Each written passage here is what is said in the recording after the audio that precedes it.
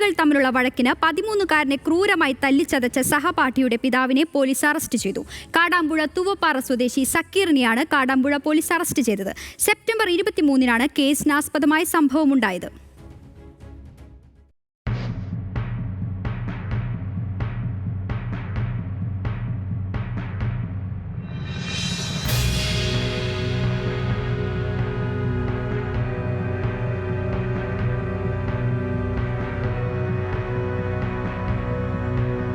മർദ്ദനമേറ്റ 13-കാരന്റെ സഹപാഠിയുടെ പിതാവാണ് പിടിയിലായത്.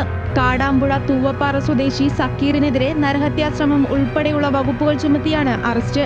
13-കാരനെ മർദ്ദിച്ച സംഭവത്തിൽ ബാലാവകാശ കമ്മീഷനും ജില്ലാ പോലീസ് മേധാവിക്കുമടക്കം മർദ്ദനമേറ്റ കുട്ടിയുടെ പിതാവ് പരാതി നൽകിയിരുന്നു. ഇതിനു പിന്നാലെയാണ് യുവാവിനെ പോലീസ് അറസ്റ്റ് ചെയ്തത്. സ്കൂളിൽ വെച്ച് കുട്ടികൾ തമ്മിലുണ്ടായ വാക്കുതർക്കത്തിന്റെ പേരിൽ സക്കീർ 13-കാരന് നേരെ ആക്രമണം അഴിച്ചുവിടുകയായിരുന്നു.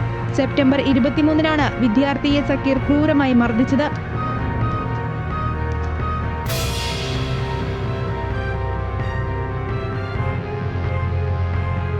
കുട്ടി റോഡിലൂടെ നടന്നു പോകുന്നതിനിടെ ബൈക്കിലെത്തി ക്രൂരമായി മർദ്ദിക്കുകയായിരുന്നു. മകനെ കളിയാക്കിയെന്നാരോപിച്ചാണ് സക്കീർ വിദ്യാർത്ഥിയെ മർദ്ദിച്ചത്. കുട്ടിയെ മർദ്ദിക്കുന്നതിന്റെ CCTV ദൃശ്യങ്ങളും പുറത്തു വന്നിരുന്നു. സൈക്കിൾ ചെയിൻ ഉപയോഗിച്ച് കുട്ടിയെ അടിക്കുകയും കാലുപിടിച്ചു വലിച്ച് കുട്ടിയെ താഴെയിടുകയും ചെയ്തു. മർദ്ദനത്തിൽ കുട്ടിക്ക് ഗുരുതരമായി പരിക്കേറ്റിരുന്നു.